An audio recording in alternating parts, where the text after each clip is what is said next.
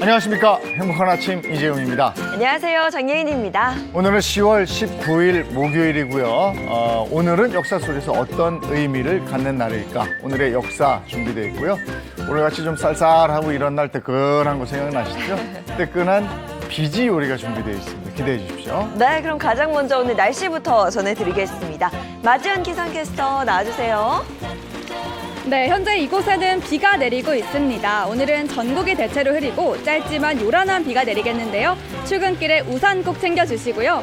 내륙을 중심으로는 가시거리 1km 미만의 안개도 끼니까요. 안전운전 해주시기 바랍니다. 와, 그냥 보기에도 비가 꽤 많이 내리는 것 같은데요. 어느 지역에 얼마큼 비가 내리나요? 네, 오전까지는 중부지방을 중심으로 비가 내리겠습니다. 오후에는 전북과 경북으로 강수대가 남하하겠는데요. 밤부터는 그 밖의 남부 지역에도 비가 확대돼서 내일 오전까지 이어지는 곳도 있겠습니다. 자세한 예상 강수량 보시면요. 충청도를 중심으로 최대 40mm 안팎의 비가 내리겠고요. 경기 남부, 강원 내륙과 산간, 그리고 전북에는 최대 30mm의 비가 내리겠습니다. 그 밖의 지역에는 5에서 20mm로 비의 양이 많지는 않겠습니다. 다만 비가 내리면서 돌풍과 함께 천둥 번개가 치겠는데요. 강원과 경북 산간에는 초속 15m 안팎의 강한 바람이 불겠습니다. 시설물 관리와 안전사고에 유의하시기 바랍니다. 이 시각 현재 기온 알아봅니다. 아침에 서울 17도, 대전 12.6도, 부산 16.7도를 나타내고 있습니다. 오늘 낮 기온 보시면요. 서울 19도, 강릉 20도, 대구 23도를 나타낼 전망인데요. 낮에도 비 때문에 기온이 크게 오르지 못하고 서늘하겠습니다. 오늘 동해안에는 너울성 파도가 예상되니까요. 해안가 접근을 자제해 주시고요. 내일 비가 그치고 나면 기온이 뚝 떨어져서 급격히 추워지니까요. 네, 옷차림 든든하게 대비해 주셔야겠습니다. 지금까지 날씨였습니다.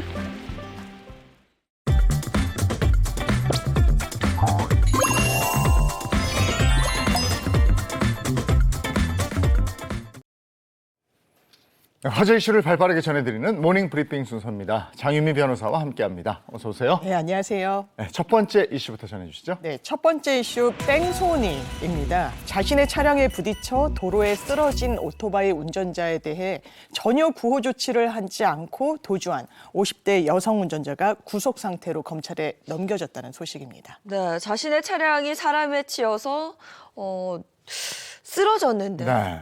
이걸 몰랐던 것도 아닙니다. 이걸 알고도 그냥 아무런 조치를 취하지 않았다는 거거든요. 이거 자세히 좀 전해주세요. 그렇습니다. 50대 여성 장모 씨는요, 지난 8월 31일 새벽 3시 30분쯤 서울 도봉구의 한 교차로에서 좌회전을 하던 중 반대편에서 직진하던 오토바이 운전자를 들이받고 달아난 혐의 받고 있습니다. 이 여성 비보호 좌회전을 하는 과정에서 교통안전 주의 의무를 지키지 않은 것으로 전해졌는데요.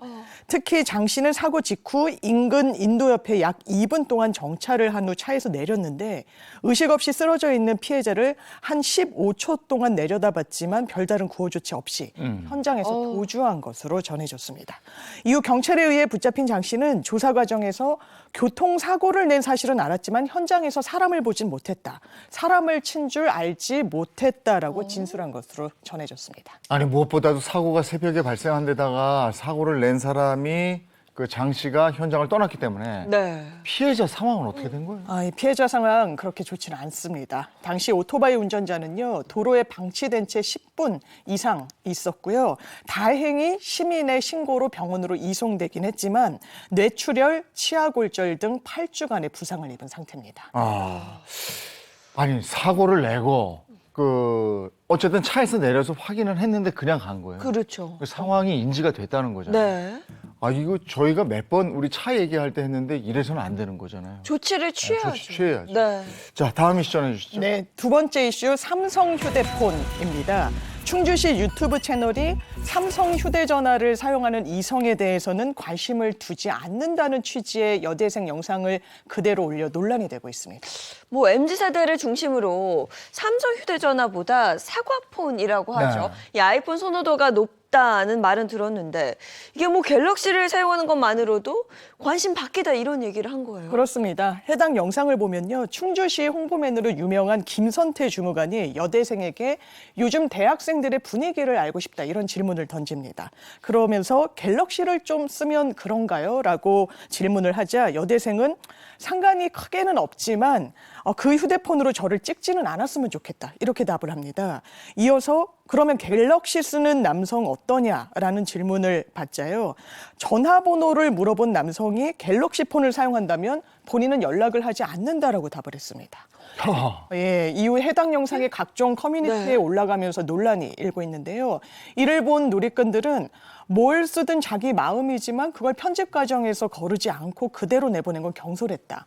휴대전화를 어떤 기종을 쓰느냐에 따라 사람을 판단한다는 건 문제가 있어 보인다 등 논란이 일었습니다. 그러자 충주시는 해당 영상을 삭제한 상태입니다. 아니 요즘 젊은 층에 이런 얘기를 저도 들은 바가 있는데 네. 이게 또 저 방송으로까지 나온 거예요? 네. 자, 다음 이슈 전해주시죠. 네, 세 번째 이슈 공개수배입니다. 충북 괴산군에서 40대 성범죄자가 위치 추적 장치를 훼손하고 달아나 경찰이 수사에 나선 상태입니다. 네, 성범죄자가 전자발찌를 끊고 달아났습니다.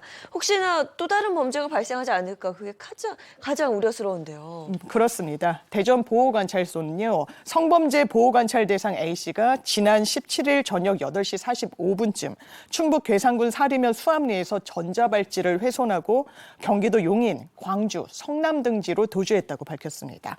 하지만 현재 소재는 파악되고 있지 않은데요. 보시는 것처럼 타워크레인 기사인 A씨는 키 170cm, 몸무게 90kg으로 뚱뚱한 체형입니다. 또 두상이 크고 흰색 반소매 티셔츠에 검은색 바지, 검은색 뿔테 안경을 착용하고 검은색 가방을 평소에 메고 있다고 하는데요. 또 몸에 문신은 없고 약간의 팔자 걸음걸이를 보인다고 합니다. 대전 보호관찰소 관계자는 A씨를 목격한 시민들의 제보를 당부하고 있습니다. 네, 전자발찌를 끊고 도주한 성범죄자의 모습 화면으로 쭉 나갔죠. 네. 저런 사람을 본 목격자 여러분들은 빨리 신고를 해주시기 바랍니다. 다음 이슈 전해주시죠. 네, 네 번째 이슈 전쟁 범죄 사죄입니다. 일본 길거리에서 한국 유튜버를 우연히 만난 일본 할아버지가요. 30년 동안 일본의 전쟁 범죄에 대해서 사죄해온 사연이 알려져 화제를 모으고 있습니다. 네, 한 노인이 30년 동안이나 홀로 일본 전쟁 범죄에 대한 사과를 했습니다. 이게 놀랍기도 하고 또 감동적인데요. 이거 어떻게 된 사연일까요? 네, 최근 일본 도보 여행 중이던 한국인 유튜버가 올린 영상에 따르면요. 해당 유튜버가 길거리에 앉아서 쉬고 있는데 길을 걸어가던 일본인 할아버지가 말을 겁니다. 뭐 하고 있는 거냐 이렇게 말을 걸어온 건데요. 할아버지는 본인을 30년 동안 종이 연극을 하면서 자전거로 전국을 돌아다니고 있다 이런 소개를 합니다. 이때 유튜버가 할아버지 옷에 쓰여 있는 세계 평화, 안중근, 윤봉길 등의 글자를 보고 매우 놀라워합니다. 그러자 할아버지는 일본이 과거에 나쁜 짓을 많이 했다면서 사죄의 뜻을 전했는데요. 이어서 할아버지가 펼쳐든 종이에는 위안부에게 사죄하라, 진심으로 사죄에 올린다라는 문구 등 일본군의 만행에 대한 미안함과 한국에 대한 애정이 가득 담긴 글들로 차 있었습니다. 이에 해당 유튜버도 감사의 인사를 전했는데요. 해당 영상을 본 누리꾼들은 이 방송을 보면서 정말 울컥했다. 역사를 제대로 알고 있는 일본인을 만나다니 감동적이다라는 등의 반응을 보였습니다. 전쟁 범죄에 대한 사죄. 저게 정상인데 네. 저게 특이한 걸로 비춰지니까 그게 더 이상합니다. 네. 네, 오늘 여기까지 해야 되겠네요. 모닝 브리핑 오늘 장윤미 변호사와 함께했습니다. 고맙습니다. 네, 고맙습니다.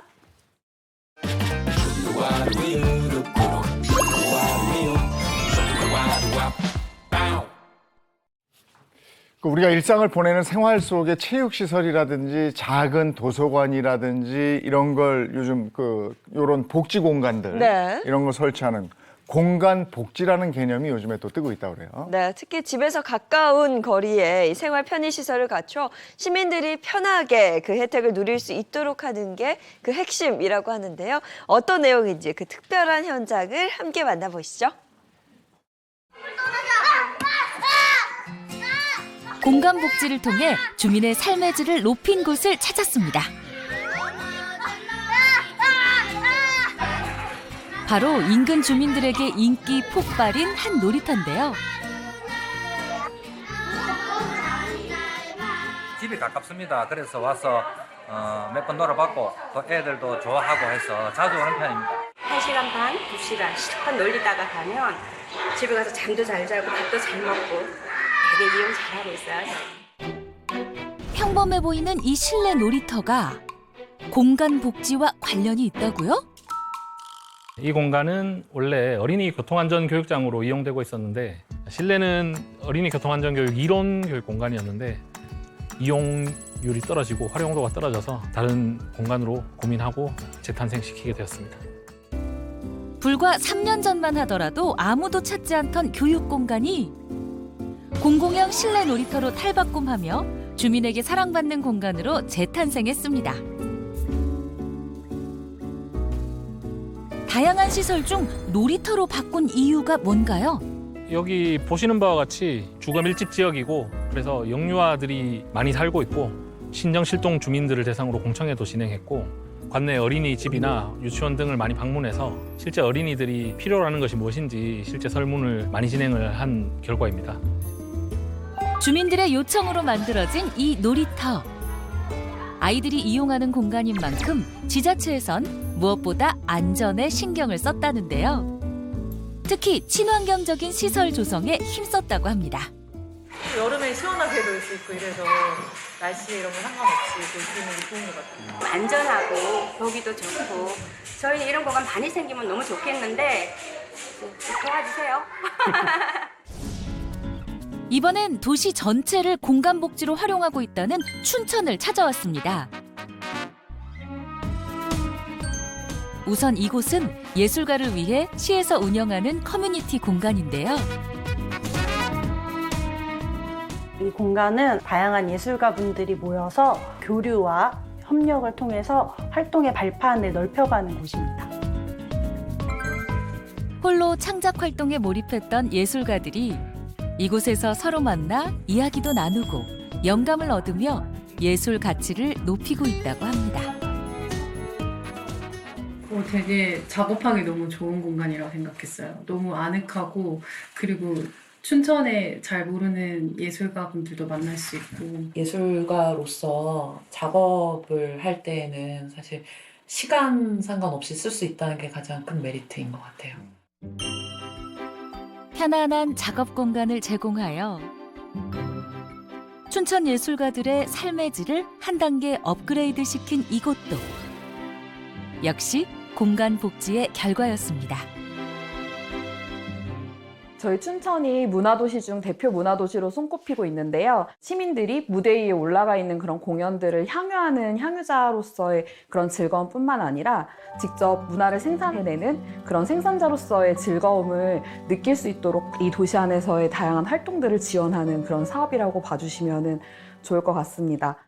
이번에 찾은 춘천의 문화 공간은요. 모든 시민에게 열려있는 커뮤니티 공간입니다. 개인의 취미에 따라 요가와 같은 활동과 독서 모임 등 다양한 모임을 가질 수 있다네요. 저희는 춘천 미세먼지 시민 참여단이고요. 저희 오늘 정기회의를 진행하려고 지금 여기에 참여하게 됐습니다. 평소에 이제 도시재생에 사실 관심이 많고요. 비용적인 면에서 저희가 매일 만나서 하시는 분들이 아니어서 가끔 활용을 하는데 그 부분이 좋아서 이쪽으로 하게 됐습니다. 시민들이 자유롭게 즐기는 이 공간은 사실 2년 전엔 아무도 살지 않는 빈집이었습니다. 후평동은 춘천에서 가장 먼저 생긴 주택단지였어요. 최근에 다른 동네들은 아파트들이 많이 생기면서 이렇게 문화활동이라든지 커뮤니티를 즐길 수 있는 공간들이 많이 생겼는데 후평동에는 그런 공간이 많지가 않았어요. 그래서 시민들이 이용할 수 있는 공간으로 만들게 됐습니다. 모두에게 버려진 공간이 시민들에게 많은 사랑을 받고 있는 또 다른 곳.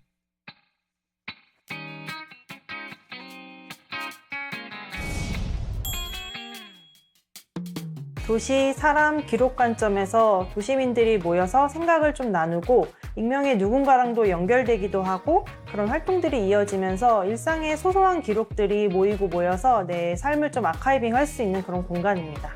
이곳은 누구나 일상을 기록하고 쉬어가는 공간이라네요. 우선 이 공간이 주는 그런 분위기가 되게 내 생각을 정리할 수도 있고 다른 분들의 생각이 정리된 것들을 또 같이 보거나 공유할 수 있는 공간이다 보니까 뭔가 조금 더 생각의 폭이 넓어지는 것 같아서 이 공간을 많이 이용하고 있습니다.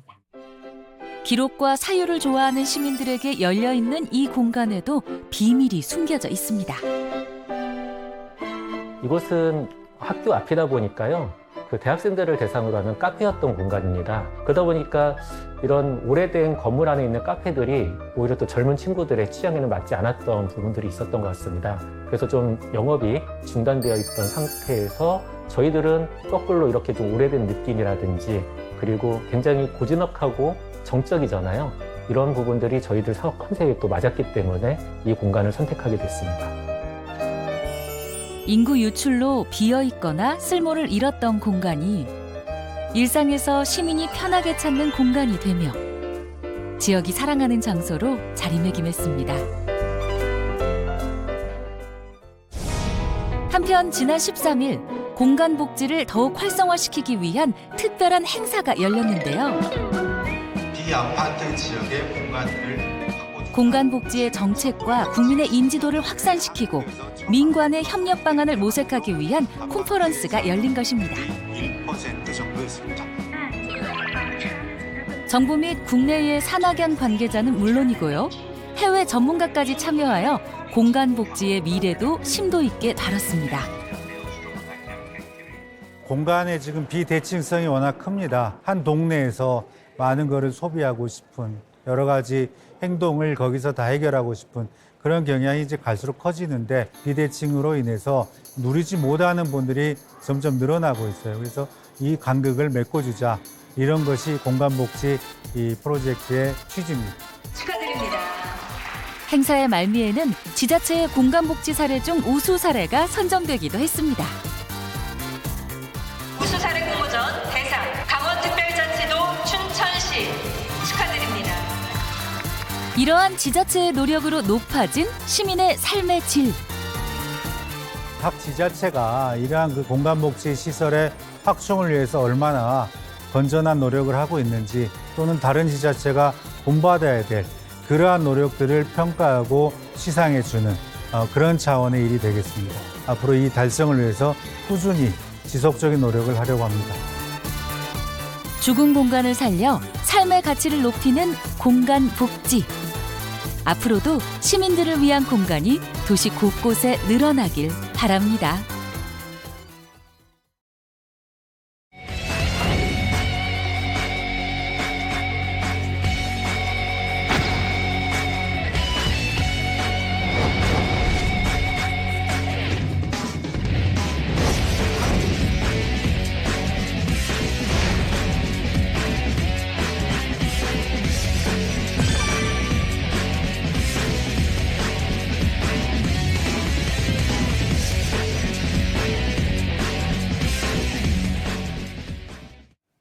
네, 역사 속에 오늘은 어떤 의미가 있는 날일까요? 오늘의 역사 준비되어 있습니다. 개그맨 정철규 씨 어서 오세요. 네, 안녕하세요. 기분 좋은 하루입니다. 개그맨 정철규입니다. 반갑습니다.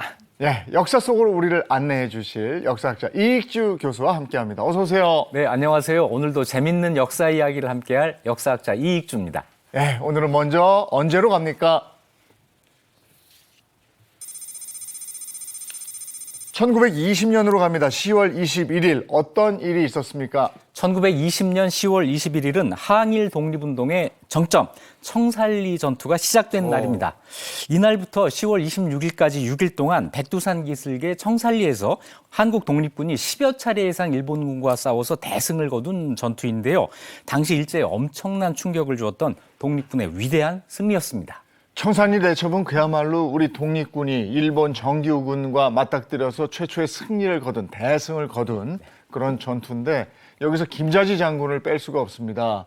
김자지 장군은 근데 어렸을 때부터 남달랐다고요? 네, 김자진 장군은 1889년 충남 홍성의 명문 양반가 부잣집 아들로 태어났습니다. 네, 집이 90칸이 넘고 노비가 50명이 넘었다고 해요. 그런데 어릴 때부터 남에게 베푸는 걸 좋아해서 길에서 거지를 보면 자기 옷을 벗어서 줬고 심지어는 15살 때 노비 문서 불태우고 토지 문서를 나누어줘서 자기 집안의 노비들을 해방을 시킵니다. 17살 때 90칸이 넘던 그 집에 호명학교라는 학교를 세워서 애국계몽 운동을 벌이기 시작합니다. 네, 어릴 때는 이렇게 베풀기를 좋아하는 소년에서 어떻게 하다가 나중에 이렇게 독립운동의 길에 들어가게 됐을까요? 16살에 서울에 처음 올라와요. 그래서 육군 무관학교를 졸업하고 대한제국의 군인이 됩니다. 그런데 대한제국 군대가 곧 해산이 되잖아요. 그때 신민회에 가입하면서 독립운동에 뛰어들게 되는데 특히 독립 자금을 모으는 데 열심이었어요. 그러다가 체포되어서 서대문 형무소에서 2년 6개월 동안 복역을 하게 되는데 이 형무소에서 뜻밖의 사람을 만납니다. 바로 백범 김구. 네, 그때 김구 선생도 서대문 형무소에 복역하고 있었거든요. 그런데 그 전에 김구도 신민회에서 활동을 했기 때문에 두 사람이 서로 알고 있었을 거예요. 자, 김좌진은 출소 후에 만주로 건너가서 그곳에서 독립군 활동을 계속하게 되는데 1919년 2월 달에 대한독립선언서라고 하는 게 발표됩니다. 여기에 대표자 39명 중에 한 명으로 이름을 올리면서 독립운동사에 이름을 남기게 됩니다. 김좌진 장군이 만주로 가면서 독립운동사의 한 획을 그은 인물로 떠오르게 된 건데요. 이 청산리 대첩 어떻게 시작된 거예요? 네, 우리가 그냥 압록강 건너를 만주, 두만강 건너를 간도라고 하는데요. 이 간도 지역에서 활동을 하게 됩니다. 3.1운동 이후에 그 지역에 독립군들이 만들어져서 두만강을 건너와서 국내의 일본군을 타격하고 돌아가는 이런 활동을 하는데 일본군이 두만강을 못 건너와요. 왜냐하면 거긴 중국 땅이었거든요. 그런데 1920년 6월 달에 홍범도의 군대가 돌아가는데 이때는 일본군이 따라서 추격을 해옵니다. 이렇게 추격해오는 일본군을 삼둔자라는 데서 한번 이기고 더 따라오는 일본군을 이제 봉오동에서 또 한 번 이기는 이것이 봉오동 전투가 되는 거죠. 여기서 패배한 일본군이 대규모 파병을 계획을 해요. 그런데 여기 중국 땅이니까 일본 군대가 못 들어온단 말이에요. 그래서 사건 하나를 조작을 합니다. 마적단을 회수해서 일본 영사관을 훈춘에 있는 일본 영사관을 습격하게 하는 거예요. 그래서 일본 영사 가족들 그리고 그 지역에 살고 있는 일본인들이 실제로 피해를 입습니다. 이걸 구실로 해서 일본군이 일본인 보호를 명분으로 간도에 출병을 하게 된 거죠. 아니 일본이 그러면 독립군 토벌하자고 자국민을 해친 거예요. 그러니까요. 자작극을 벌인 거예요. 네. 그리고 나서는 이제 대규모 병력을 투입을 했을 텐데 그렇다면 우리 독립군 수는 정말 부족했을 텐데. 네, 그때 일본군이 한 5, 6만 명이 들어와요. 그래서 그 지역에서 활동하는 독립군들이 일단 이 지역을 피해야겠다 해가지고 백두산 쪽으로 이동을 합니다. 이걸 또 추격을 해오는데 이러면서 일본군과 만나게 됩니다. 그때 총 병력이 김좌진 장군이 이끄는 북로 군정서 병력, 홍범도 장군의 대한 독립군 병력 합쳐서 한 2,800명 정도. 그러니까 우리 독립군 부대로서는 굉장히 수가 많은 거였지만 일본군에 비하면 한 20분의 1 수준이 된 거죠. 네. 자, 이제 이 청살리라고 하는 곳은 백두산의 동북쪽 기슭의 상당히 넓은 지역이에요. 여기는 산세가 험하고 일본군 부대와 싸우기가 좋은 그런 수림지대라고 판단해서 거기서 전투를 벌이게 되는데요. 청살리 어랑촌이라고 하는 곳으로 이 김좌진 장군 부대가 집결을 하다가 백운평이라고 하는 곳에서 첫 전투가 벌어집니다. 네, 이렇게 드디어 첫 전투가 시작이 됐는데 병력 수가 너무 차이가 나서 쉽지가 않았을 것 같은데 혹시 특별한 전략이 있었을까요? 병력은 적었지만 지형은 우리가 더 잘 알고 있었죠. 그 어려운 상황에서 어디서 싸울 것인가를 결정을 하는데요.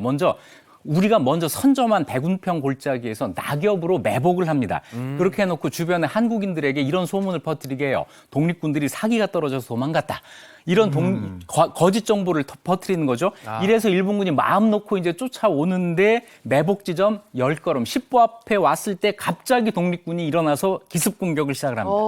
일본군은 이때 갑자기 당한 기습인데다가 살림이 워낙 깊어서 조준 사격을 못해요.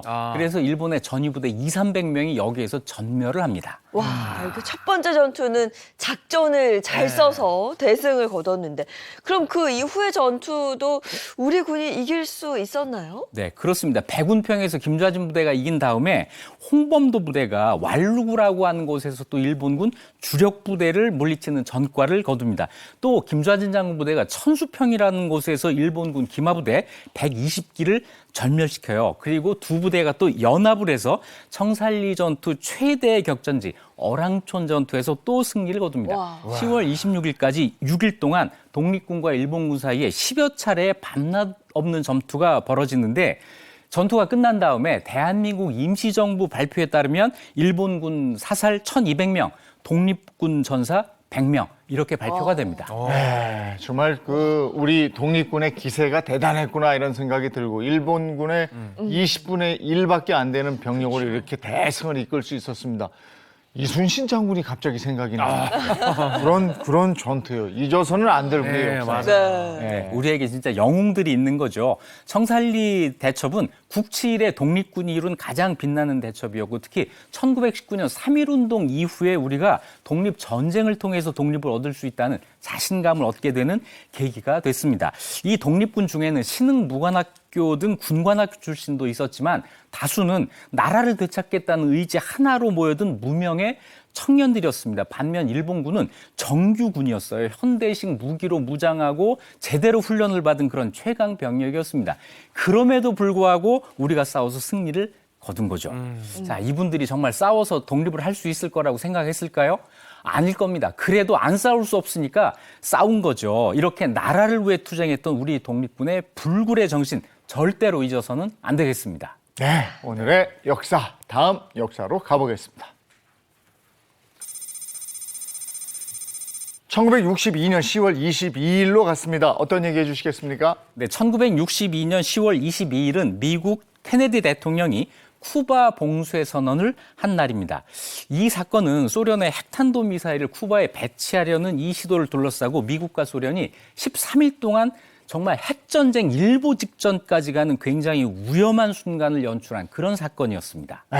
쿠바 미사일 위기, 세계 3차 대전이 일어날 뻔한 사건으로 기억하고 있습니다. 13일 동안의 외교사, 이건 전설로 남아있는데 어떻게 처음 시작된 겁니까? 네, 케네디가 대통령에 취임한 이듬해인 1962년에 소련으로부터 정보가 흘러나옵니다. 소련이 쿠바에 핵무기를 지금 설치하고 있다라고 한 이런 거였어요. 그래서 미군이 정찰기를 띄워서 이 사실을 공중에서 확인을 합니다. 사실은 1950년대 후반부터 냉전이 격화되면서 미국이 소련을 견제하기 위해서 유럽에 터키와 이탈리아에 미사일 기지를 만든 적이 있거든요. 그러니까 소련의 권력자였던 후르쇼프도 우리도 똑같이 해야지 해가지고 쿠바에다가 미사일 기지를 만들었던 겁니다.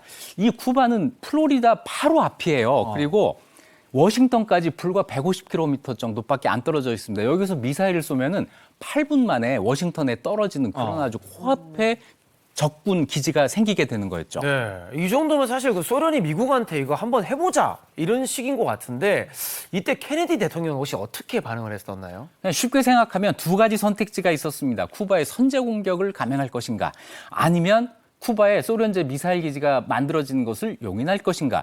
그런데 선제 공격을 하면 이건 곧바로 핵전쟁을 의미합니다.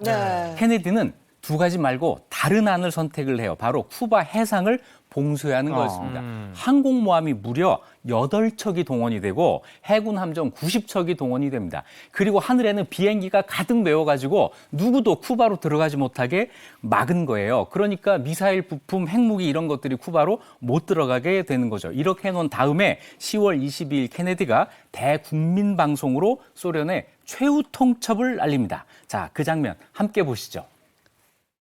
It shall be the policy of this nation to regard any nuclear missile launched from Cuba against any nation in the Western Hemisphere as an attack by the Soviet Union on the United States, requiring a full retaliatory response upon the Soviet Union.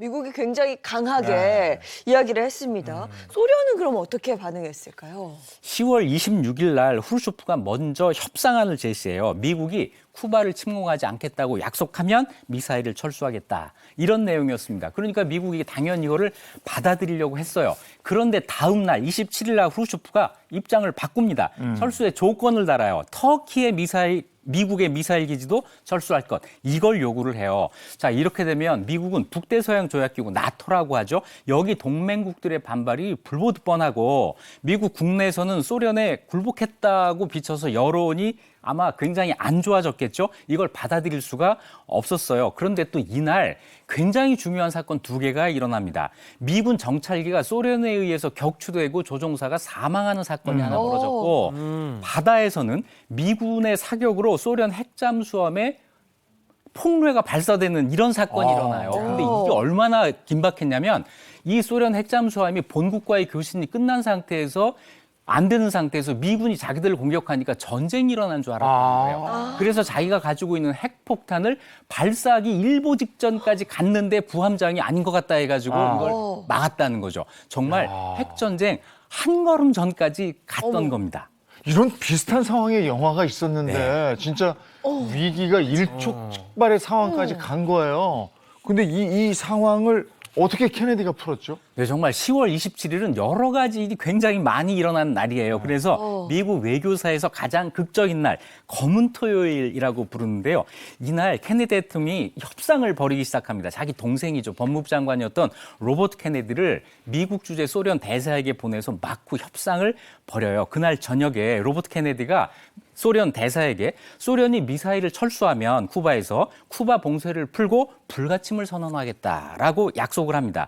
그랬더니 소련 대사가 그럼 터키는 하고 묻는 거죠. 그러자 로버트 케네디가 4, 5개월 내로 터키에서 미사일을 철수하겠다.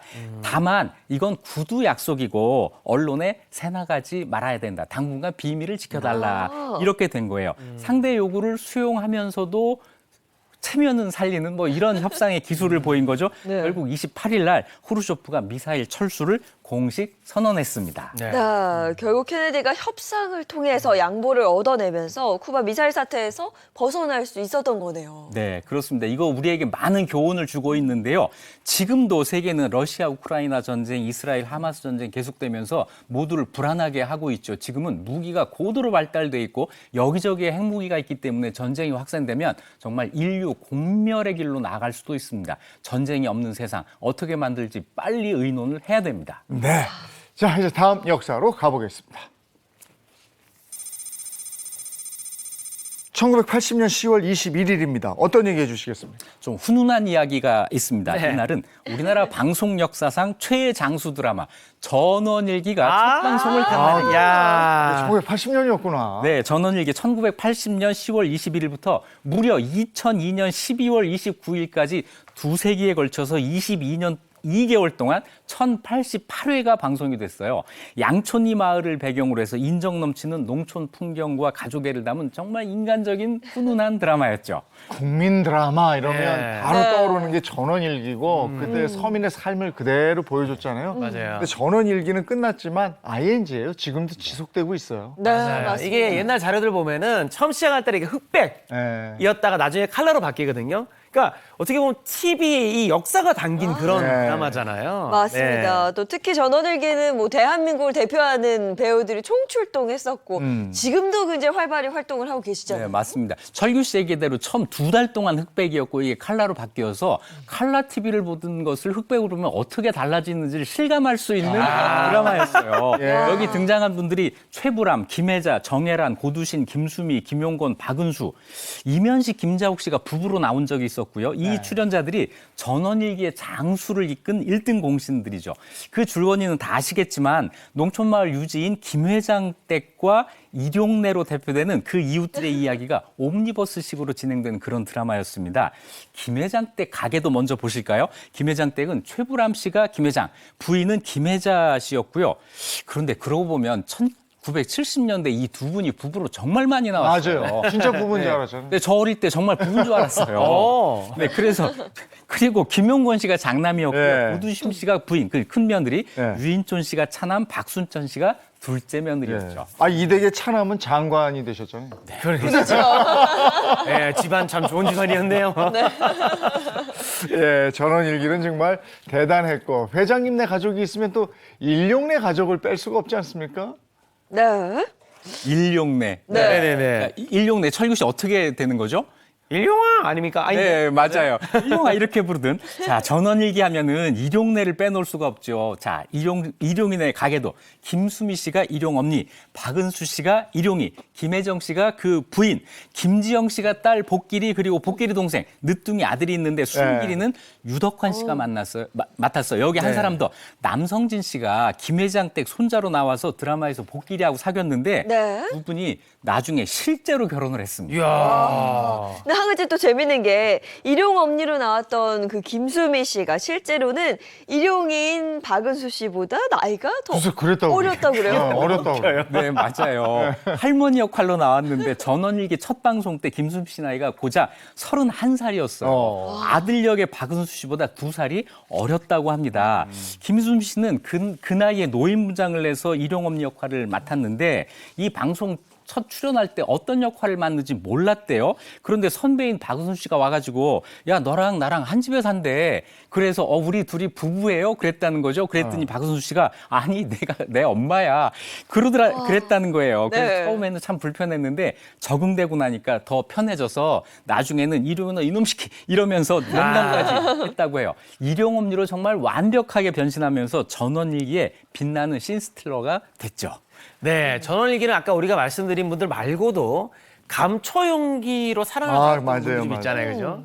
네, 정말 모든 출연자가 다 감초였어요. 네. 그 가운데에서 1등 감초 노마 아빠 이계인 씨를 빼놓을 수가 없는데요. 부인이 도망하고 홀로 아들 노마를 키우는 그 노마 아빠 역을 맡았는데 당시 인기를 얼마나 실감했는지 에피소드 하나가 있습니다. 녹화를 마치고 택시를 탔는데 택시가 오더니 내가 공짜로 태워줄게요. 노마 아빠 내 차 타세요.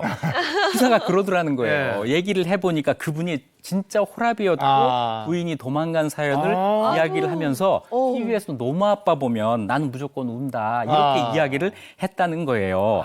또 전원일기에 또 마스코트가 있죠. 박윤배 씨가 맡았던 응삼이. 응삼이 기억하세요? 네. 양천리 대표 노총각입니다. 연애사가 늘 꼬여요. 그런데 전원일기 방영 당시에 농촌 총각들의 결혼난이 실제 사회적인 이슈여서 응삼이의 짝사랑, 소개팅 실패, 이 실패하는 연애담 이것들이 모두 시청자들의 측은지심을 불러일으켰습니다. 다행히도 방송이 거의 끝나갈 즈음에 쌍봉택 이숙 씨와 결혼에 골인했습니다. 네, 원조 꽃미남이셨죠, 원조 꽃미남. 전원일기 보면 우리 삶 곳곳에 있는 그대로의 삶들을 그 연기자들이 연기를 해주니까 그래 내가 저렇게 살고 있는데 이런 느낌으로 본 분들이 많다고 맞아요. 그러고. 근데 안타까운 게 응삼이 역의 박윤배 씨가 2020년에 갑자기 돌아가셨잖아요. 네, 얼마 전인데요. 박윤배 씨가 지병으로 세상을 떠나면서 많은 이들을 안타깝게 했습니다. 박윤배 씨는요, 평소 전원일기 촬영이 있는 날이면 집에서부터 밀짚 모자를 쓰고 응삼이 모습으로 나섰다고 해요. 그만큼 전원일기를 평생 잊지 못하는 마음의 고향으로 생각을 했다는 거죠. 박윤배 씨 딸은 50년 가까이 자신을 홀로 키우면서 살아온 아빠가 어느새부터 자신과 응삼이를 동일시한 것 같다라고 이야기하기도 했습니다. 네, 이게 장수 드라마다 보니 그만큼 배우들도 드라마가 그냥 드라마가 아니라 본인 인생의 뭔가 한 장면, 한 부분을 차지했었던 것 같습니다. 근데 또 앞서 잠깐 얘기했듯이 전원일기가 이 농촌의 일상을 담다 보니 당시 사회적 이슈가 주제가 됐던 경우가 있었고 이것 때문에 폐지 위기도 찾아왔었다고요. 네, 탈도 많았죠. 한 예가 그겁니다. 양파값이 폭락해서 농민들이 힘들었던 때가 있는데 전원일기에서 실제로 양파를 갈아엎는 장면을 내보낸 거예요. 그때만 해도 독재 정권에서 언론 통제를 하던 시절이라서 방송 테이프 압수당하고 정보기관 조사받고 이런 고초를 치러야 했다고 합니다. 자, 10대부터 70대까지 남녀노소가 모두 즐겁게 볼 수 있었던 따뜻한 드라마 전원일기. 지금은 막을 내렸지만 전원일기와 함께했던 추억은 여전히 많은 시청자들의 마음속에 남아 있습니다. 네, 자 다음 역사로 가보겠습니다. 1994년 10월 21일로 갔습니다. 어떤 얘기 해주시겠습니까? 다시 어두운 소식입니다. 1994년 10월 21일은 성수대교 붕괴 참사가 일어난 날입니다. 직장인과 학생들이 탄 차가 많이 오가던 아침 7시 40분에 갑자기 다리 중간이 무너져 내린 겁니다. 이 사고로 32명이 목숨을 잃고 17명이 부상을 당해서 총 49명의 사상자가 났습니다. 멀쩡하던 다리가 갑자기 무너진 거예요. 저는 이제 방송사 근무하고 있었는데 진짜 깜짝 놀랐습니다. 말도 안 되는 일이 벌어졌기 때문에 그게 진짜냐? 이게 무슨 테러냐? 뭐 이런 얘기들도 있고 이랬었는데 정말 너무 큰 충격이었어요. 네, 정말 충격적인 게 사고 당시에 성수대교가 그렇게 오래된 다리도 아니었잖아요. 네, 성수대교는 강북의 성수동과 강남의 압구정동을 연결하는 다리인데 1977년에 짓기 시작해서 1979년에 개통이 됐어요. 사고 당시 15년밖에 되지 않은 비교적 새 다리였습니다.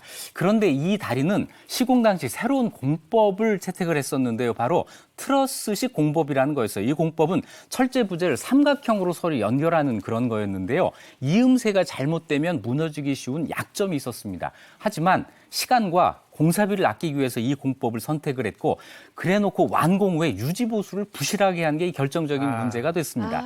교량 상판을 떠받치는 트러스 연결 이음새가 용접 불량이었고 나중에 사고 현장에서 확인을 해보니까 볼트가 손으로 뺄 수 있을 정도로 허술했고 볼트 구멍도 제목대로 뚫려 있었다는 게 밝혀집니다. 또 설계 당시에 하루 통행량을 5만 대 정도로 예상을 하고 계획을 했는데 1994년 당시 하루 통행량이 16만 대, 3배가 늘었어요. 그러면서 붕괴가 더 가속화됐던 겁니다. 네, 여기 보니까 애초부터 사실 부실 공사였고 그리고 설마 이게 사고가 나겠어라고 생각하는 마음 아니란 마음이 사고로 이어졌는데 근데 사실 안타까운 거는 그 전날에 이런 비슷한 사고 징후들이 좀 있었다면서요. 네, 세상에 징후 없는 사고는 없습니다. 성수대교도 붕괴 신호가 여러 번 있었는데 당장 사고 전날 다리 이음새 부분이 벌어진 것 같다는 신고가 서울시로 왔어요. 그런데 서울시에서 그 외에 그냥 철판을 깔아서 안 보이게 하는 조치를 하고 끝납니다. 사고 당일만 해도 사고 1시간 전에 제보가 왔는데 새벽 6시쯤 다리를 건너는데 다리 중간에서 덜컹하는 느낌이 있었다는 거예요. 아마 이때부터 다리에 금이 가고 있었던 걸로 보여요. 하지만 신고 후에 아무런 조치를 취하지를 않았습니다. 아니 신고 들어왔을 때 이거 통제만 했어도 그렇게 대형 참사가 안 일어났을 텐데. 네. 아니 그리고 틈새가 벌어졌다는 그 철판으로 위를 깔아서 안 보이게 한다는 게 이게 말이 됩니까? 정말 이러다가 믿을 수 없는 대형 참사가 일어난 거군요. 네, 오전 7시 40분에 성수대교 10번과 11번 교각 사이 상부 트러스 한 50m가 칼로 끊어진 것처럼 내려앉아요. 농구장 2개가 들어갈 정도의 크기였어요. 이 광경을 실제 본 사람들은 전쟁이 일어난 줄 알았다는 거죠. 폭파한 게 아니라면 어떻게 멀쩡한 다리가 저렇게 무너질 수 있느냐 이런 생각을 한 겁니다. 당시 뉴스 한번 보실까요?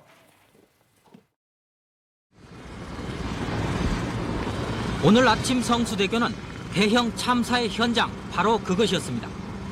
언제나처럼 직장인들과 학생들을 태운 차량이 분주히 오가던 아침 7시 40분. 갑자기 다리 한 중간이 무너져 내렸습니다. 강북에서 강남으로 가던 승용차와 승합차 5대가 순식간에 상판과 함께 20m 아래 한강으로 추락했고 반대쪽 차선을 달리던 한성운수 소속 16번 버스도 공중에서 한 바퀴를 회전한 뒤에 거꾸로 떨어졌습니다. 이 시내버스에 타고 있던 무학여고생 9명을 포함해서 무려 32명이 추락의 충격으로 숨지거나 물에 빠져 숨졌습니다. 정말 끔찍한 사고였습니다. 특히 뭐 더 안타까운 게 당시 뒤집혀서 떨어졌던 버스 안에 등교하는 학생들이 타고 있었죠. 네, 16번 버스 이 아침 등교 시간 출근 시간이었잖아요. 그래서 학생들이 많이 타고 있었고 여기에서 29명이 사망했는데 29명 모두가 자기 사연을 갖고 있겠지만 이런 사람도 있었어요. 회계사 시험에 붙어서 마지막 출근하는 이런 사람 청년이 있었고 사고 며칠 전에 아버지와 싸운 후에 아빠에게 보내는 편지를 써서 가방에 들고 갖고 다니는 이런 학생도 있어서 많은 사람의 눈시울을 붉히게 했습니다. 네, 정말 그 시간에 성수대교에 있었다는 이유 하나만으로 누군가의 소중한 가족이 떠날 수밖에 없었던 정말 말도 안 되는 참사가 그때 일어났습니다. 네. 근데 그때 이제 의경 버스가 또 기억나는 게 떨어졌는데 그 의경들이 떨어진 그 많은 인명을 구했다 이런 얘기가 있었잖아요. 네, 떨어진 차량 중에 경찰의 날을 맞아서 우수중대로 선정돼 표창을 받으러 가던 의경들이 탄 차가 있었는데 이 차는 다행히 떨어졌지만 부서지지 않고 무사했습니다. 그런데 바로 나와서 인명 구조 작업을 펼쳤어요. 그때 또 비가 와가지고 부상자들이 상판 위에 올라가서 차가운 비를 고스란히 맞았고 구조대가 올 때까지 기다리지 못하고 사망한 사람도 있었습니다. 네, 처참한 사고 현장 속에서 의인들이 좀 있었네요. 근데 사고 이후에 좀 달라진 점들이 좀 있었을까요? 네, 시설문 안전과 유지 관리에 대한 특별법, 법이 제정됐고요. 한국시설안전공단도 처음 만들어졌습니다. 부실공사에 대한 처벌도 강화됐는데 이 사고 일어나고 1년도 되지 않아서 산풍백화가 됐잖아요. 네, 자, 진짜? 이 사고는 괜찮을 때까지만 괜찮은 것이다. 늘 이렇게 생각을 하고 늘 일어나지 않도록 철저하게 예방을 해야 되겠습니다. 네, 오늘 유익한 역사 이야기 들려주셨습니다. 이익주 교수님 고맙습니다. 고맙습니다. 맞습니다.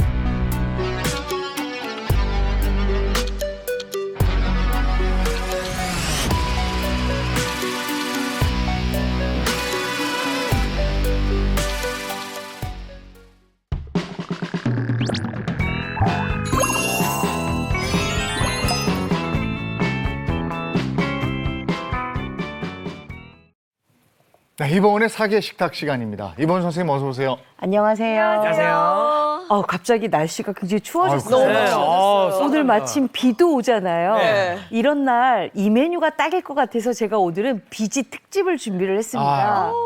비 오니까 비지를 먹어야죠. 근데 이 비지 같은 경우에는 돼지고기 뭐 아니면 신김치 넣고 아주 맛있게 잡수셨는데요. 이 비지가 영양적으로도 굉장히 좋고 지금 이렇게 환절기 때 딱 드셔야 되는 아주 건강한 식재료입니다. 그래서 제가 비지찌개 하나 준비를 했고요.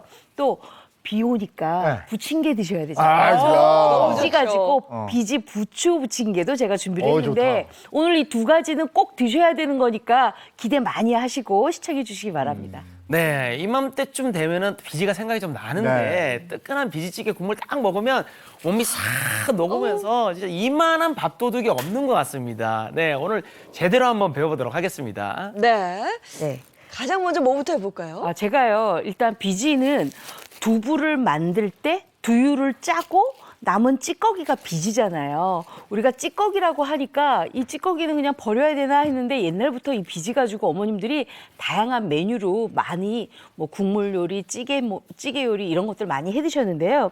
일단 비지를 이렇게 준비를 해왔어요. 네. 근데 보통 이제 비지찌개 그러면 이 비지를 나중에 센 걸로 그냥 넣거든요. 그렇죠? 그렇게 되면 비지에서는 약간 싱겁고 그러니까 국물을 좀 짜게 하려고 계속 소금이나 간장을 넣게 되니까 비지찌개 자체가 굉장히 짭짤하게 되거든요. 그래서 저는 비지를 할 때 항상 비지에 밑간을 합니다. 비지 밑간 처음 드셨죠? 네. 일단 된장을 넣고 이렇게 된장을 좀 넣어주고요. 그다음에 요거 국간장을 좀 넣어줍니다. 그리고 참기름을 좀 넣어주세요. 고소하라고. 고소하겠다. 네, 이렇게 해서 조물조물 밑간을 먼저 해줍니다. 비지에 밑간하는 거는 저 진짜 처음 봐요. 네, 근데 저는 늘 비지에 밑간을 먼저 하기 때문에 비지찌개가 싱겁지 않고 그리고 밑간을 해놓기 때문에 비지찌개가 국물이 짜지 않아요. 그래서 술술 밥 없이도 요거 드시면 아주 맛있거든요. 이렇게 먼저 밑간을 해놓으세요. 오늘 비지찌개의 가장 포인트는 비지에 밑간을 하랍니다. 이렇게 밑간 먼저 해주세요. 그러고 난 다음에는 이 비지에 들어가는 것 중에 가장 좋은 식재료가 뭐냐면 바로 김치잖아요. 네. 김치를 준비를 할 때 김치를 이렇게 제가 좀 썰어놨는데 준비할 때 김치에 양념이 다 묻어 있잖아요. 네. 근데 김치에 양념이 많이 묻어 있으면 또 짜질 수밖에 없어요. 그래서 요거는 약간 신김치로 만드니까 깨끗하게 물에 헹궈서 물기를 좀 빼주고 이렇게 송송송 잘게 썰어주시는 게 좋아요. 그래서 요것도 좀 준비를 했고요. 그 다음에 비지찌개에 가장 많이 넣는 게 뭐냐면 바로 이 돼지고기예요. 네. 돼지고기 중에서도 이게 지금 목살이거든요. 목살 부분을 많이 넣는데 이 목살 부분은 이렇게 잘게 좀 잘라서 두툼두툼하게 슬라이스를 해서 이제 구입을 하잖아요. 그럼 이게 자르는 방법이 있어요. 이렇게 삼각형으로 이렇게 잘라주세요. 이렇게 자르면 힘줄과 근육과 그다음에 살코기가 같이 있어서 씹을 때 식감이 굉장히 좋아요. 이렇게 잘라주세요. 삼각형 모양으로. 그렇죠. 이렇게. 그리고 돼지고기 좀 넉넉하게 들어가면 좋잖아요. 네. 그래서 제가 오늘 두 덩이를 다 넣으려고 그래요. 너무 좋습니다. 네. 이렇게 넣어주세요. 그러니까 이왕이면 그냥 돼지고기 잘라준 거 주세요 하시는 것보다 이렇게 직접 칼로 손수 자르시는 게 훨씬 더 고기의 식감이 좋고요. 그다음에 내 맘대로 많이 넣을 수 있잖아요. 그래서 이렇게 잘라 넣어주세요. 자, 그러면 이 돼지고기도 밑간을 좀 해야 되겠죠. 네. 당연히, 그렇죠? 네. 고기에 밑간을 안 하면 나중에 고기를 씹었을 때 육향이 많이 올라와요. 그리고 싱겁잖아요. 그러니까 자꾸 국물에다가 소금 넣으시고 국간장 넣으시고 하니까 나중에 또 비지찌개가 짜져요. 그렇죠? 비지찌개 짜면 못 먹거든요. 네. 자, 이렇게 넣어주세요. 다 썰렸어요. 자, 썰었으면 요걸 이제 양념을 해야 돼요. 어떤 양념을 하느냐? 뭐 요거 양념이야 쉽죠? 그렇죠? 이렇게 하고 고기 양념. 고춧가루. 고춧가루 들어가고. 그다음에 요번에는 진간장이 들어가요. 진간장. 네, 진간장 들어가고 다진 마늘 들어가고 그다음에 고기이기 때문에 약간의 맛을 맛술. 조금 넣어주세요. 아, 네. 맛술. 이렇게 해서 조물조물 묻혀주세요. 조물조물이라는 말이 참 정감 있어요. 요게 좀 조물조물 이렇게 묻혀야 이게 좀 맛있어 보이잖아요. 그리고 조물조물이라는 단어가 이렇게 묻혀야 요 양념이 요 안에 싹 배어요. 배요. 오. 이렇게 조물조물. 이렇게 묻혀주세요. 네. 자, 이렇게 다 됐어요. 자, 그랬으면 비지찌개 안에 들어가는 것들 중에 채소가 있어요. 바로 양파, 그다음에 대파. 요까지만 준비하시면 되고요. 그다음에 저는 특별히 비지찌개 위에는 고명이 들어가는 게 좋은데 제가 오늘 만드는 비지찌개가 약간 색깔이 옅어요. 네. 그래서 위에다가 요 깻가루하고요. 요 고춧가루를 살짝 올려서 드시잖아요. 훨씬 더 맛있어요. 이 고춧가루의 날래가 훨씬 더 매콤해갖고 아주 좋거든요. 그래서 요것만 준비하면 됩니다. 자, 그랬으면 이제 제가 한번 볶아볼게요. 냄비에다가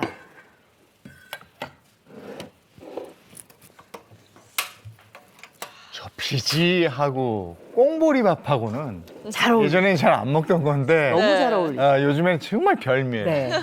자, 일단 들기름을 이렇게 좀 둘러주세요. 그리고 여기에 김치하고 예, 씻어낸 김치. 네, 김치하고 돼지고기를 넣고 먼저 볶으세요. 야, 사실 저 다 볶아지면 저렇게만 먹어도 맛있는 거거든요. 그렇죠. 고기 그거만 양념돼 있고. 먹어도 간도 다 되어 있고. 모든 요리가 중간 과정이 더 맛있어요. 네.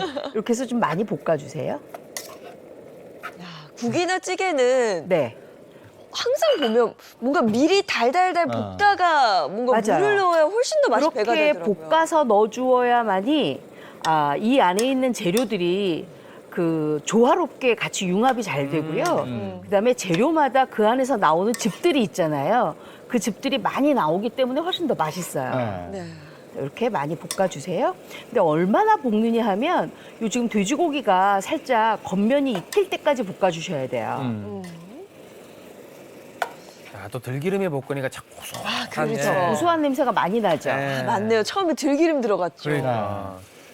이렇게 해서 볶아주세요. 향 온다. 향 와요? 많이 오죠? 향이 왔어, 향이 왔어. 그리고 정철규 씨가 음식에 향을 맡을 줄을 아니까 아유. 좀만 하면 요리할 수 있는데 노력을 안 해. 자, 이렇게 좀 많이 볶아주시고요. 요러고 난 다음에는 우리가 여기다 뭘 넣냐면 그냥 맹물을 넣어도 좋지만 다시마 우린물을 넣게 되면 훨씬 더 감칠맛이 올라와서 좋거든요. 그래서 다시마 우린물을 좀 넣어주세요. 아, 왠지 쌀뜨물이 들어갈까 싶었는데 다시마 우린 물이었네요. 사실 제가 쌀뜨물 하고 싶었는데요. 네. 많은 분들이 맨날 어떻게 그렇게 쌀뜨물을 만들어서 하냐고 그래서 제가 다시마 우린물 했어요. 네. 감칠맛을 위해서? 네. 근데 두 가지 다 하셔도 괜찮아요. 아, 그래요? 네. 그래서 이렇게 해서 끓여주세요.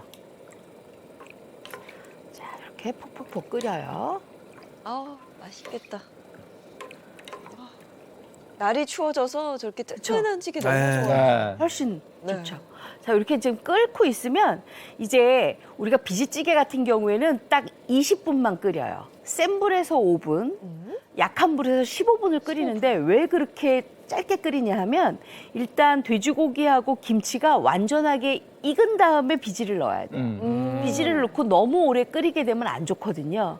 왜냐하면 약간 텁텁한 맛이 난단 말이에요. 그래서 비지는 살짝 끓이니까 딱 5분, 15분, 그러니까 딱 20분만 끓이면 되거든요. 그래서 이렇게 물 넣고 끓였을 때 돼지고기가 익을 때까지 끓이셔야 돼요. 아셨죠? 네. 그리고 난 다음에는 이제 비지를 넣어요. 제가 생방송이라 이거를 다 끓일 수가 없어서 이 상태에서 일단 비지를 넣을게요. 네. 주인공 입장이에요. 네, 이렇게 다 넣어주세요.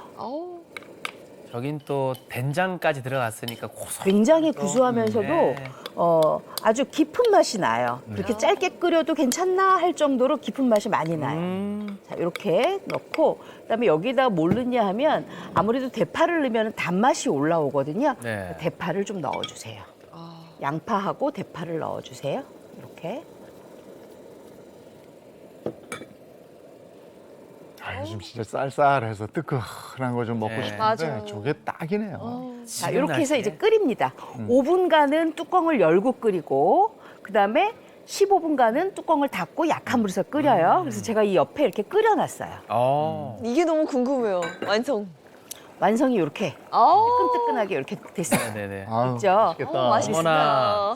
간 맞춤은 뭘로 하느냐? 제가 아까 그 돼지고기에도 간을 맞췄고 그다음에 비지에도 간을 맞췄기 때문에 따로 간 맞춤은 안 하는데 그래도 잡숴 보시고 조금 싱겁다 하실 때는 뭘로 간 맞춤을 하냐면 소금으로 간 맞춤을 하시면 돼요. 자, 그리고 나서는 이제 그릇에다 떠요. 네. 이거를. 야, 맛있겠다. 정말 맛있을 것 같은데요? 이 농도가 이렇게 뚝뚝뚝 떨어지는 농도여야 돼요. 네. 너무 농도가 맑으면 안 되고요. 네. 자, 이렇게 놓고 그다음에 또 이것도 비지찌개 할 땐 또 김치 맛이 중요해요. 맞아요. 김치가 굉장히 새콤하게 잘 익어야 비지찌개가 맛있어요. 이렇게 놓고 네. 가져가시면 안 돼요. 네. 마음이 급하죠? 위에 또 뭐 올라가는 게 있군요. 네. 아. 이렇게 해서 비지찌개는 국물 맛으로 먹는 거거든요. 그래서 국물이 약간 넉넉하게 이렇게 담겨져야 돼요. 네네. 이렇게 하고 난 다음에 아까 고춧가루랑 아까 제가 고춧가루랑 여기 깻가루 넣어야 된다 그랬잖아요. 아, 네. 고춧가루. 깻가루 먼저 넣고 왜냐면 숟가루를 하나만 써야 되니까 수저를. 그다음에 고춧가루 넣고 어우. 고기도 이쁘네요, 저렇게 해야. 네, 그다음에 아까 남은 요 파 있으면 요게 쪽파나 아우. 대파를 이렇게 올려주세요. 이쁘다. 예. 이렇게 해서 이제 잡수시면 돼요. 아주 안성맞춤이죠? 네네. 네. 자, 이 시간을 아주 오래 기다렸으니까. 예.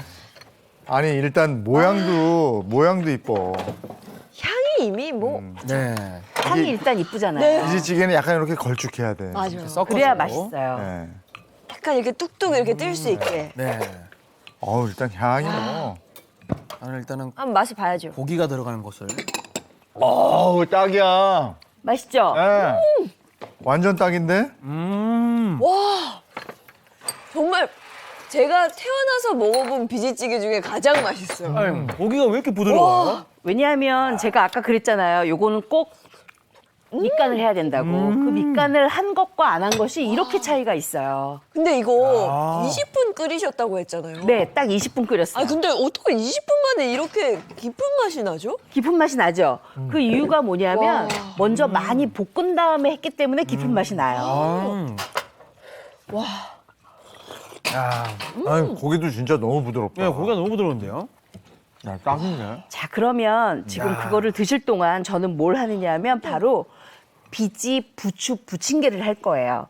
일단 비지를 이렇게 준비를 했는데 이 비지는 사실 제가 아까도 밑간을 했잖아요. 이번에는 어떤 밑간을 하냐 하면 반죽의 밑간을 해야 돼요. 자, 반죽의 밑간을 어떻게 하느냐 이렇게 하시면 돼요. 일단 다진 돼지고기를 하나 좀 준비를 하세요. 네. 그래서 다진 돼지고기 넣고 여기에다가 고추장,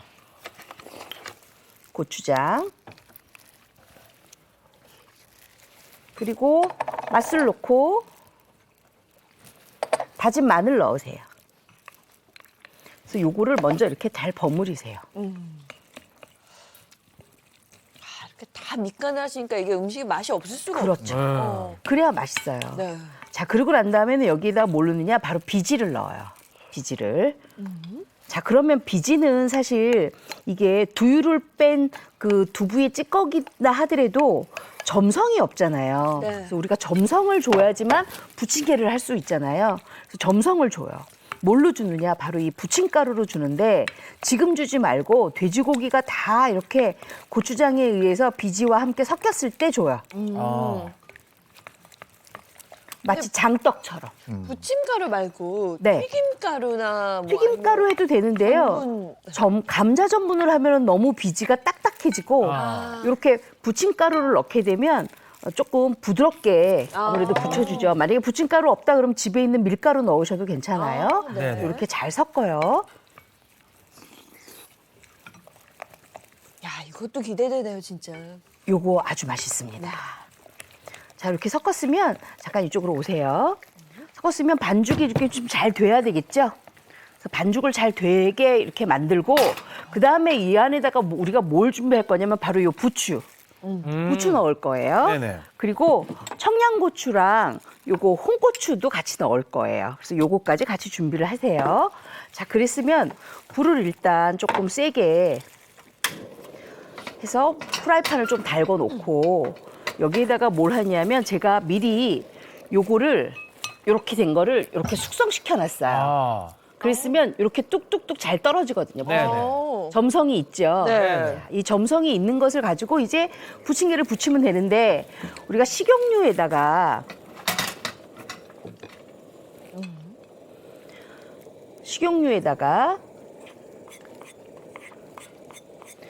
들기름을 섞어주세요. 식용유 한 2큰술에다가 들기름 1큰술 정도. 이러면 훨씬 더 고소하죠, 비지찌개가.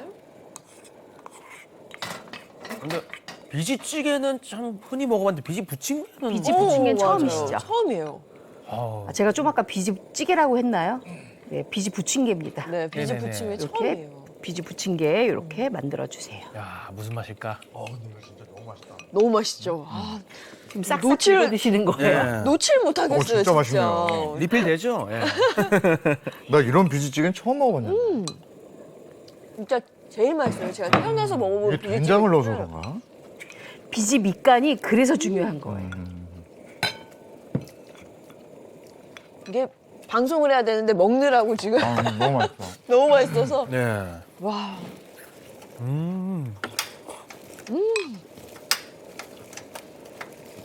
야. 근데 저도 궁금한 게 선생님. 네. 저 부침가루 넣고 비지 넣고 네. 숙성을 시킨다고 하셨잖아요. 네네. 그걸 어느 정도나 숙성을 시켜야 가장 그거는요. 한 10분 정도만 있으면 돼요. 왜냐면 서로 엉기도록만 만들어주면 되니까요. 네. 그냥 잠깐 두는 정도로만 뒀다가 그렇죠. 바로 네. 하시면 되겠네요. 저거는 같이 반죽을 하는 게 아니라 위에 올리네요. 네, 요거는 이제 위에 이렇게 고명식으로 올려서 예쁘게 만드는 거예요. 이렇게. 야, 어떻게 오늘 비 올 줄 알고 계셨던 거죠, 선생님? 제가 날씨 요정이거든요. 그러니까요. 네, 그래서 제가 메뉴를 정말 선택할 때 정말 잘했다라는 생각이 들어요. 이제 1000기까지 읽으시네요. 요리는요, 원래 날씨까지 생각하면서 하는 요리라고. 아, 그럼요. 자, 이렇게 해서 부추까지 이렇게 자연스럽게 올려주세요. 그리고 고추도 올리고.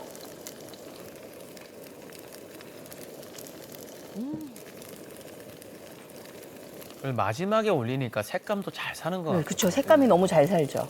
이렇게 하고 난 다음에 이걸 그냥 하면 안 되고요. 뒤집으면 퍼지잖아요. 이렇게 위에다가 한번 칠해 주셔야 돼요. 그래야 흐트러지지 않도록. 네.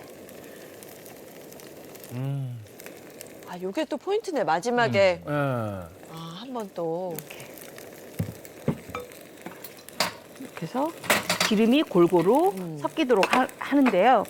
지금 이쪽 가스레인지가 좀 잘 안 돼서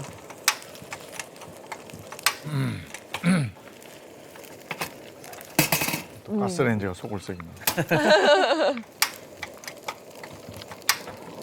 이제 되네. 이제 되네요. 이렇게 해서 요거 이렇게 조금 이렇게 다듬어 주세요. 잘 뒤집을 수 있도록. 지금 불을 가장 센 불로 하고 계신 네, 거죠? 가장 센 불로. 왜냐하면 비지가 금방 아랫면이 있거든요. 가장 센 불로 하셔야 돼요. 저는 비지라서 불을 좀 조절해야 되나 했는데 그게 아니에요. 아니라 이렇게 해서 만들어 주세요. 이렇게 동글동글하게. 오늘 같은 날 저거 해서 저녁 때 드시면 맨정신일 수가 없겠네요. 너무 잘 이해가 되는. 막걸리 들어간다는 얘기죠? 네. 쌀쌀한 날 비지찌개 먹고 딱이네, 딱이야. 네, 또 비지 부침개 탁 저렇게 만들어서 구워 먹으면 와.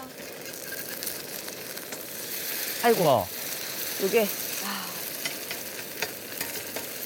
저렇게 해도 근데 맛있어요. 그럼요. 그럼요. 이렇게 다시 만들어야죠. 네. 그래서 제가 여러분들한테는 좀 전에 만들어 놓은 게 있어서 네. 그걸 좀 드리려고 하는데 가스불이 잘 안 켜져가지고 일단 데펴졌으니까 하나씩 먼저 잡숴보세요. 네. 네. 이렇게. 아, 뜨거운 거 드시면 더 맛있는데. 네. 괜찮아요. 어쩔 수 없네요. 아니 어떻게 먹어도 맛있더라고요. 이모습 요리는. 아우, 색이 너무 이쁘다. 그래서 요거를 살짝 이제 네. 간장에 찍어서 비지 부침개는 어떤 맛이? 한 번도 안 먹어봐서. 간장 찍을 필요도 없어. 그래요? 바로 그러니까 비지가 워낙 부드러워가지고 바로 진짜 녹아요. 부드럽네요. 부드럽다. 이런 느낌이구나. 간이 돼 있네요. 간도 너무 좋고 너무 부드러워서 입안에 딱 들어오자마자 뭔가 살을 녹는 부드럽죠. 느낌이에요. 이 맛이구나. 이렇게 해서 부침개 하시면 이거 정말 한 2-3개 먹잖아요. 비지기 때문에 굉장히 든든합니다. 맛있어, 맛있어. 야 진짜 맛있네요. 오늘 이렇게 한 상 차려놓으면 그냥 끝이에요. 끝. 날씨하며 아, 그래요? 맛 끝이에요. 끝났어요. 아니 뜨거운 거 드려야 되는데 뜨거운 거가 익지를 않아가지고. 아니요, 이거 네. 식어도 괜찮아요. 그래요? 근데 살짝 데펴졌어요. 괜찮아요. 그랬어요. 네. 와, 오늘 너무 맛있다. 정말 오늘 맛있다. 비지찌개하고 비지 부추 부침 네. 너무 맛있었고요. 네. 다음 주에는 뭐예요? 다음 주에는요. 우리가 또 이렇게 환절기 되니까 좀 든든하게 먹어야 되잖아요. 네. 단백질 가득한 돼지고기 요리 준비했습니다. 아. 드디어 고기가 메인인 요리가 등장했네요. 돼지고기 요리. 돼지고기 요리는 돼지고기 요리도 다양하잖아요. 여기도 지금 돼지고기 들어가요. 그렇죠. 네. 네. 지집니까? 아, 비밀입니다. 공방사시 하셔야 됩니다. 알겠습니다. 다음 주도 기대하겠습니다. 네, 고맙습니다. 고맙습니다.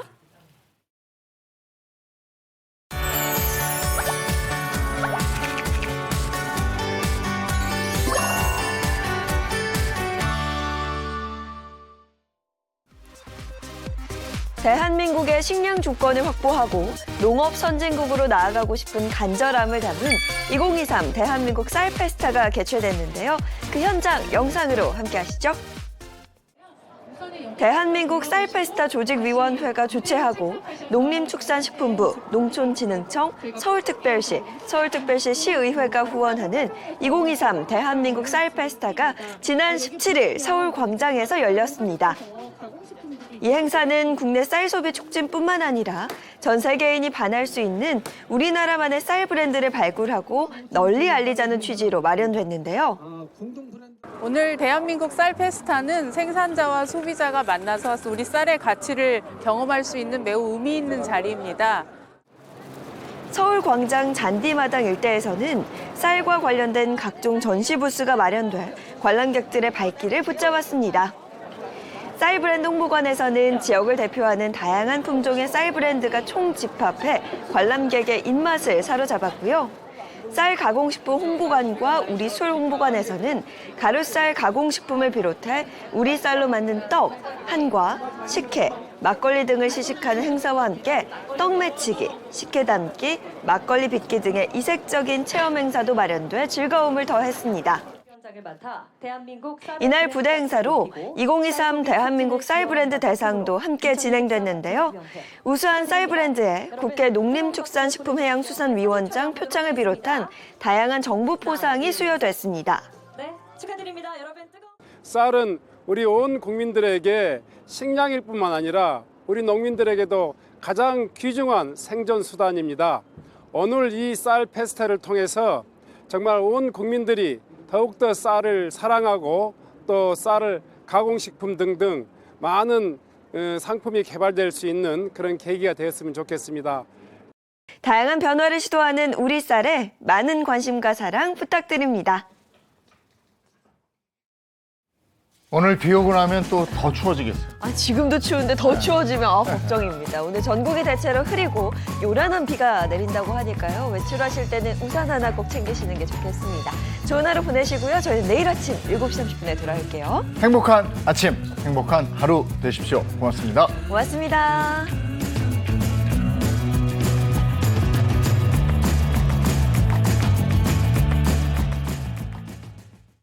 채널 A